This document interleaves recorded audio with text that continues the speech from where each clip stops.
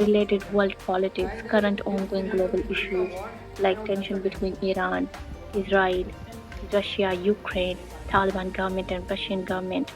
Such kind of questions were asked by the students.